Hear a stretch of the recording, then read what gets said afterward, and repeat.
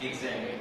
Right. So the 82-year-old man and his family, they put their foot down saying it's impossible. We are not going to do it.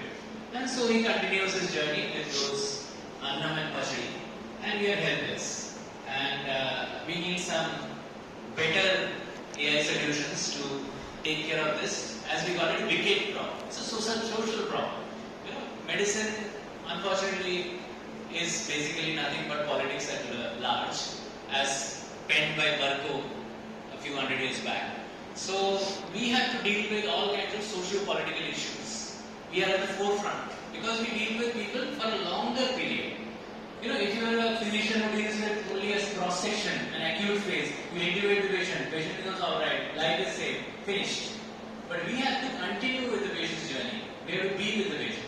So it is incumbent upon us to shoulder all these community, social or political responsibilities, which community medicine probably was supposed to, but obviously because it has completely gone into Bloom's 1 and 2, it's not possible for that. For us it is possible because we are at the forefront of Bloom's 3. And we can, if we want to, go into Bloom's 4, 5, 6.